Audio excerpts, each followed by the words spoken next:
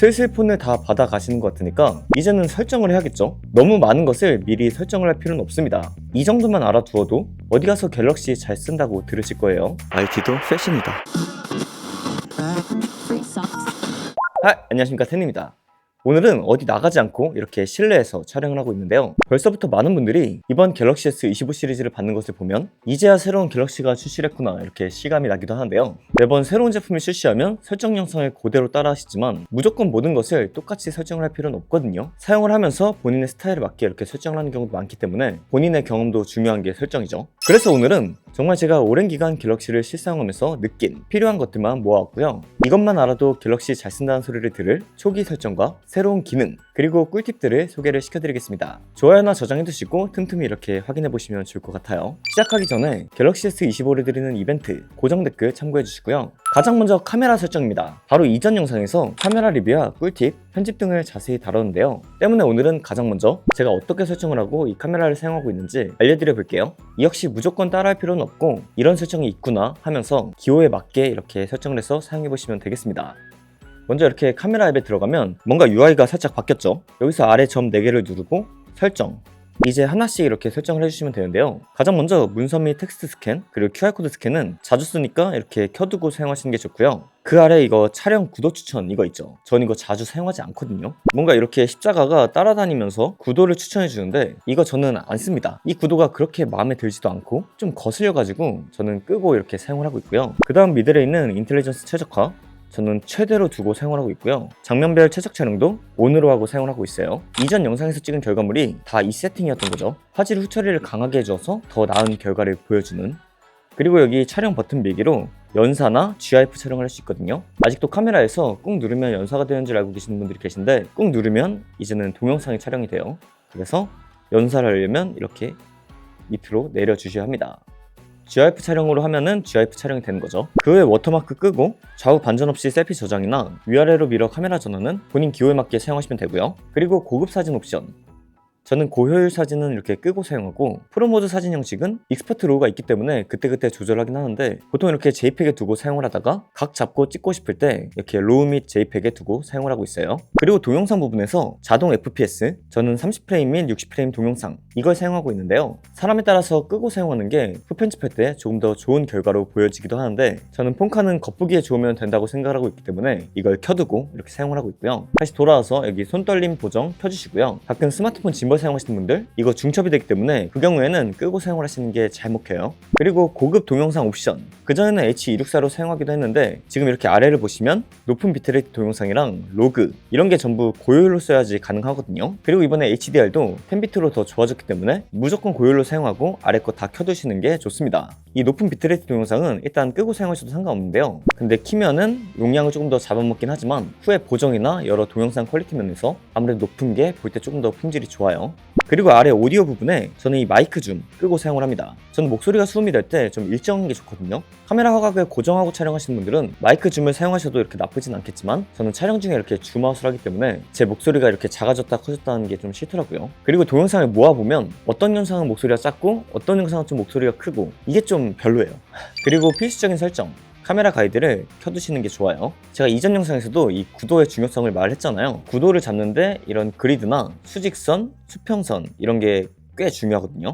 저는 필수라고 생각을 하기 때문에 이렇게 켜두시는 게 좋고요. 그리고 위치 태그, 내 사진을 아이폰이나 다른 스마트폰으로 옮겨도 이렇게 위치가 남습니다. 그래서 추억 회상하기가 좀 좋고 AI로 사진 찾기도 좀 더 수월해요. 마지막으로 설정 유지, 보통 내가 카메라를 찍고 밖에 나갔다 들어오면 그 설정이 보통 풀리고 기본으로 돌아가거든요. 그런데 나갔다 들어와도 항상 유지를 해줬으면 하는 부분이 있으면 이런 식으로 설정을 켜놓으셔도 좋습니다. 그리고 이번에 이렇게 모션 포토를 켜고 셀카를 찍으면 이렇게 위로 올렸을 때 베스트 얼굴 선택이라는 이런 탭이 나와요. 그럼 이걸 클릭, 베스트 얼굴을 찾는 중 이런 식으로 나오고요. 이 안에서 누르면 이렇게 표정만 바꿔주는, 그런데 이게 임의로 나의 표정을 새롭게 만들어준다기보다 모션 포토 내 나의 얼굴에서 이렇게 사진을 고르는 건데요. 이렇게 모션 포토로 찍으면은 사진은 하나, 나머지는 다 동영상으로 이렇게 기록이 돼요. 그런데 이 기능은 다른 부분은 그대로 두고 이렇게 얼굴 부분만 살짝 보정을 해서 퀄리티를 최대로 뽑아 이렇게 나오는 기능이더라고요. 사진 표정 어색하신 분들 뭔가 이렇게 한번 찍을 때 여러 표정을 지으면서 활용을 한번 해보셔도 좋을 것 같습니다. 그리고 이런 카메라 꿀팁 부분은 이전 영상의 마지막 챕터를 보시면 AI 활용 편집이나 기본 앱을 이용한 보정 등을 알려드렸으니 그 영상에서 참고해주시면 좋을 것 같습니다. 그리고 이번에 줌이 좀 부드럽게 바뀌었잖아요. 근데 이거 못 찾는 분들이 좀 계시더라고요. 이렇게 동영상을 켜시고 촬영을 누른 뒤에 여기 돋보기 버튼을 누르면 이렇게 좀 부드럽게 줌이 됩니다.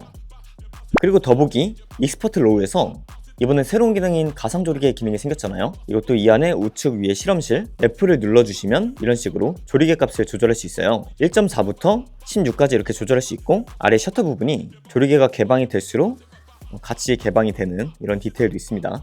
역시 전 영상에서 다뤘으니까 참고해주시면 좋을 것 같고요. 다음 디스플레이 설정입니다. 먼저 설정, 디스플레이, 그리고 화면 해상도에서 QHD 플러스를 선택해 주시는 게 좋아요. 보통 FHD 플러스로 설정이 되어 있을 거거든요. 그런데 여기서 꼭 QHD 플러스로 설정을 해주시고요. 이게 배터리 걱정을 좀 하시는 분들도 계신데 사실 그게 크게 체감이 되는 편은 아니고, 이런 부분이 보통 보급형과의 차이이기 때문에 플래그십 구매하시는 분들은 무조건 좋은 해상도 쓰시는 게 좋아요. 그리고 설정창이나 알림창을 볼 때 보통 위에서 아래로 이렇게 한번 내렸잖아요. 그런데 이제는 설정창과 알림창이 좀 분리가 되었거든요. 중앙에서 내리면 이렇게 알림창이 나오고, 이 상태에서 오른쪽으로 스와이프를 하거나 아니면 애초에 우측 상단을 내리면 이렇게 설정창이 나오는데요. 이 설정창도 편집을 통해서 이렇게 위치 같은 것도 바꿀 수 있으니까 기호에 맞게 알아서 설정을 하시면 좋을 것 같고요. 이런 게 불편하신 분들은 이렇게 빠른 창 설정에서 함께 보기를 누르면 이전과 같이 똑같이 이렇게 통합이 돼요. 이런 것도 바로 없애지 않고 남겨둔 것도 이전에 익숙한 사용자를 위한 일종의 배려라고 볼 수 있죠. 그런데 저는 분리되는 게 익숙해지면 더 편하기 때문에 이렇게 업데이트된 대로 쭉 사용을 할 예정입니다. 그리고 보셔서 아시겠지만 전 이렇게 스와이프 제스처를 사용하거든요. 설정, 디스플레이,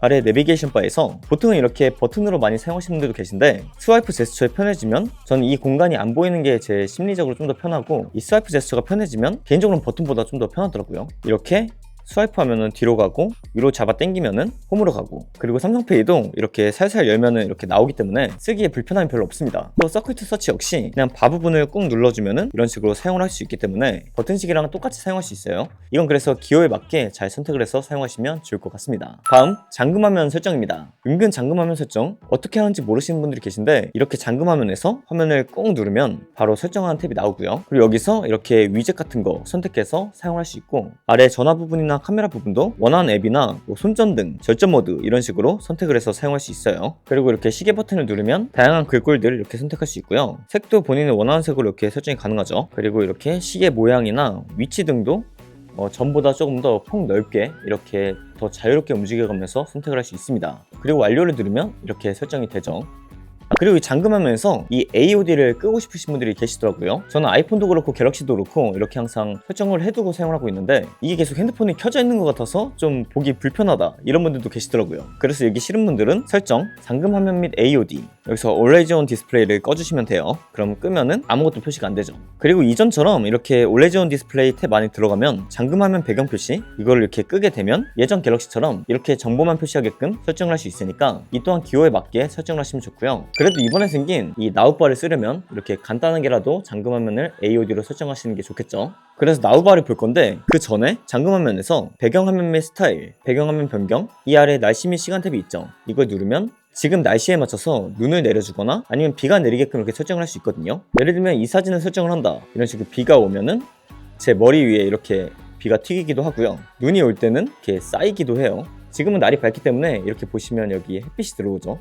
이건 다른 브랜드에서 찾기 어려운 기능이니까 웬만하면 사용해보시면 어떨까 생각을 합니다. 그리고 바로 나우바 기능 봐볼게요. 이 나우바가 애플의 다이나믹 아일랜드와 비슷하게 보시는 분들도 계시는데, 정보를 표시한다 이 부분에서는 좀 같지만 이건 잠금화면 전용 새로운 기능이에요. 보시면 사용하고 있는 앱들을 이런 식으로 스택으로 쌓아주고요. 이 나우바에 대한 설정도 설정, 잠금화면 탭에서 이렇게 확인할 수 있고요. 안에 들어가면 어떤 앱에서 이렇게 활용을 할 거냐, 나우바에 표시할 앱들도 이렇게 선택을 할 수 있어요. 아마도 다른 앱들도 이렇게 지속적으로 추가가 되겠죠. 앱이 작동 중이면 이렇게 정보가 표시가 되고요. 한번 탭을 해서 조금 더 크게 정보를 확인할 수 있고요. 음악 앱의 경우에는 이렇게 한번 탭을 하면은 위에 앨범 아트까지 떠요. 그리고 한 번 더 누르면 이렇게 다시 작아지죠. 앱 내에 들어가려면 이렇게 한번 터치한 상태에서 한 번 더 누르면 이런 식으로 앱으로 들어가지고요. 앱에 따라 다르지만 이렇게 나우바 자체적으로 조작도 할 수 있으니까 새로 생긴 기능 많이 활용해보시면 좋을 것 같아요. 이 나우바를 잠금화면이 아닌 홈화면에서 보려면 이렇게 상단에 미니 나우바 같은 거 이걸 탭해주시면 이렇게 크게 볼 수 있어요. 끌 때는 그냥 이렇게 X를 눌러주시면 되고, 기본적으로는 이렇게 나우 브리핑이 항상 떠 있어요. 이걸 누르면 나의 일정을 보고 내가 할 일, 그리고 나의 스케줄을 이렇게 알려주고요. 여행지에 갔다 하면은 이렇게 여행 인사이트, 오늘의 날씨, 그리고 이렇게 운세도 봐라, 이런 식으로 또 나와요. 하루에 한 번씩 확인하면 좋은 기능이니까 항상 떠 있는 거 잘 활용을 해보시면 좋을 것 같고요. 그리고 홈화면 설정을 한번 해보겠습니다. 기본 세팅이 이렇게 왼쪽으로 넘기면 이렇게 미디어 페이지가 나오잖아요. 이걸 유용하게 활용을 하면 켜고 사용하시는 게 맞는데, 저는 잘 안 쓰는데 이렇게 왼쪽으로 넘어가지는 경우가 있어가지고 이렇게 홈화면 꾹 눌러서 왼쪽으로 넘겨서 미디어 페이지 이거 설정을 해제해주고 사용을 해요. 그러면 왼쪽으로 넘겨도 미디어 페이지가 나오지 않습니다. 그리고 이제는 폴더를 크게도 설정할 수 있는데요. 이렇게 폴더 부분을 꾹 눌러서 확대를 누르면 이렇게 폴더가 커지고요. 다시 눌러서 축소를 누르면 이렇게 폴더가 작아지는데요. 확대를 한 상태에서는 바로 앱을 실행할 수 있어요. 그리고 폴더 안에 들어온 상태에서 이 색상 버튼을 누르고 사용자 설정에서 이렇게 색상을 끝으로 내려서 완료를 시키면 폴더가 투명해지기도 하니까 홈화면 꾸미는 거 좋아하시는 분들은 이것도 잘 참고하시면 좋을 것 같습니다. 다음 위젯 스택 만들기입니다. 이제 이렇게 나우바 형태의 위젯도 생겼거든요. 이 안에서 크기도 이렇게 조절할 수 있고요. 원래 있던 곳에 이렇게 갖다 대면은 스택으로도 쓸 수 있고, 아니면 꾹 눌러서 이렇게 위젯 스택 만들기로 여러 앱들을 이렇게 추가해서 사용할 수 있어요. 이런 형태의 위젯이 생각보다 미관을 많이 안 해쳐가지고 저는 전보다 좀 더 자주 사용하게 된 그런 느낌이랄까요. 그리고 배터리 설정도 보겠습니다. 설정, 배터리, 그리고 배터리 보호 탭을 누르시면 사용 안함과 사용 중을 선택할 수 있죠. 여기서 기본으로 두면은 항상 100% 만땅으로 충전하는, 그리고 최적화로 누르면은 제 수면 패턴이나 이런 사용 패턴에 맞춰서 배터리를 이렇게 충전을 시켜주거든요. 근데 이게 생활이 좀 불규칙적인 분들은 핸드폰이 보면은 왜 이렇게 항상 충전이 안 돼 있지? 이런 느낌을 받을 수도 있어요. 그래가지고 저는 항상 기본에 두거나 아니면 최대로 해가지고 한 90%이 정도로 두고 사용을 합니다. 이 최대의 경우에는 80, 85, 90, 95%가 있는데 딱 이 정도의 충전량을 사용하는 거예요. 그러니까 항상 100%로 두고 사용을 하거나, 반대로 항상 배터리가 많이 없는 경우에는 배터리 수명이 안 좋다는 얘기겠죠. 그래서 배터리가 좀 널널하다 이렇게 평소에 느끼시는 분들은 한 85에서 90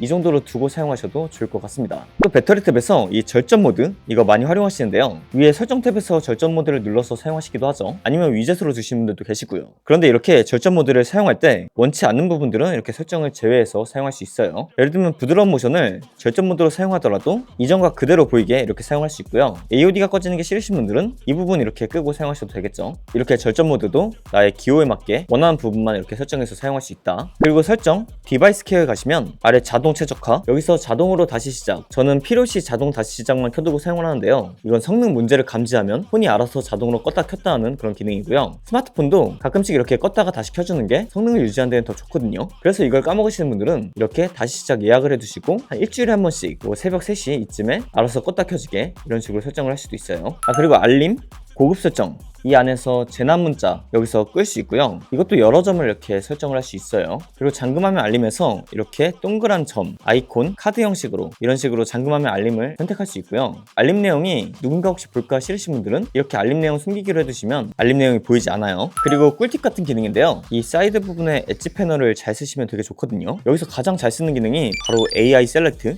이 기능이 이번에 더 강화가 되어서 더 활용도가 좀 더 높아졌는데요. 이렇게 티켓이나 날짜가 나온 포스터 광고 같은 거, 이런 거 인스타나 네이버에서 본다? 이런 식으로 서칭을 하다가 가고 싶은 팝업을 발견했다? 그럼 이렇게 AI 셀렉트로 설정을 하시면 위에 일정 추가가 보이시죠? 일정 추가를 누르면은 바로 그 일정을 추가할 수 있는 그런 기능도 있고요. 이거는 뭐 스포츠 티켓이나 영화 티켓 이런 것도 이렇게 적용이 되니까 사진 찍어서 이렇게 일정을 추가하시면 좀 편리해요. 또 이렇게 내가 유튜브를 보다가 이 부분 좀 문자로 만들고 싶은데 싶잖아요. 그럴 때도 이렇게 AI 셀렉트로 우측 점점점 눌러서 GIF 만들기, GIF로 녹화가 되고 있는 거예요. GIF 바로 저장 완료.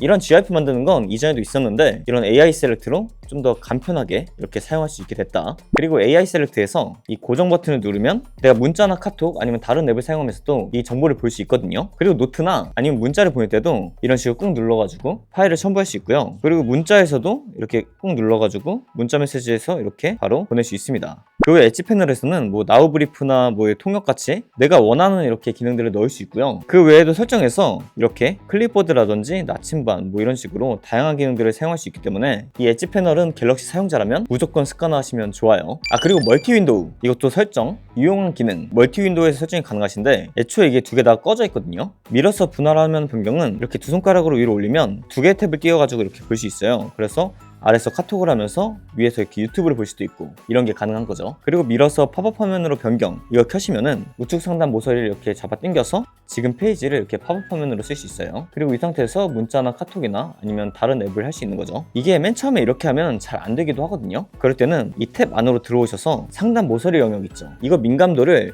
작게 할 수도 있고 크게 할 수도 있어요. 처음에는 이 정도로 설정이 되어 있는데 그럴 땐 이게 잘 조절이 안 되는 경우도 있거든요. 이렇게 설정창에 내려오기도 하기 때문에 중간이나 그 이상으로 두시는 게 오히려 이렇게 사용하기 좀 더 편해요. 이 감은 이렇게 사용하시면서 익히는 게 가장 나에게 알맞다. 저는 중간에 딱 맞더라고요. 그리고 전화 앱을 들어가시면 역시 이렇게 우측 상단에 점점점 있죠. 여기서 설정, 이 안에 통화 녹음, 이 통화 녹음을 텍스트로 자동 변환은 내가 한 통화를 텍스트로 보여주는 거기 때문에 켜고 사용하시면 나중에 통화 녹음 찾을 때 있잖아요. 근데 문자처럼 이렇게 보이거든요. 때문에 내가 어떤 통화를 했고 그 통화 내용을 찾기도 되게 편하기 때문에 꼭 이건 켜놓고 사용하시는 게 좋아요. 텍스트 변환 언어 한국어로 이렇게 추가를 해주시고요. 그리고 아래 텍스트 변환 및 번역용 언어팩, 여기서 내가 데이터가 안 터지더라도 와이파이나 셀룰러가 안 되더라도 이 온 디바이스 내로 번역을 할 수 있는 언어팩이에요. 그래서 내가 자주 사용할 것 같은 거, 예를 들면 영어, 그리고 한국어, 일본어 이런 거는 미리 다운을 받아놓고 데이터 사용하지 않고 번역이나 텍스트 변환을 사용하시면 좋겠죠. 그리고 퀵쉐어, 요즘 퀵쉐어가 좀 범위가 넓다고 이렇게 말이 많잖아요. 그걸 사용하시려면은 이렇게 퀵쉐어를 누르시고 여기 인터넷으로 공유, 이걸 꼭 클릭을 해주셔야지 나랑 쉐어할 사람이 좀 멀리 있어도 이렇게 편하게 바로바로 쉐어가 가능해요. 상대가 멀리 있어도 데이터만으로 이렇게 전송을 하는 거니까 파일 전달이 더 편해진 거죠. 이렇게 퀵쉐어 누르면은 꽤 멀리 있는 것들도 이렇게 떠요. 마지막으로 제미나이 사용, 이번에 아시다시피 홈 버튼을 이렇게 길게 누르면 제미나이가 나오거든요. 근데 제미나이 쓸 때 이렇게 라이브로 들어와서 쓰는 게 좀 더 편하더라고요. 곧 있을 맨유 대 토트넘 누가 이길까? 제 생각에는 토트넘이 이길 것 같아요. 왜냐하면 최근 경기력이 좀 더 좋았거든요. 하지만 축구는 어떻게 될지 모르는 거잖아요. 재밌는 경기가 되길 바라요. 손흥민 골 넣을까? 손흥민 선수니까 골 넣을 가능성이 충분히 있다고 봐요. 이번 맨유의 키플레이어는 누굴까? 맨유의 키플레이어는 아마도 브루노 페르난데스가 아닐까 싶네요. 토트넘 일정을 캘린더에 추가해 줄래?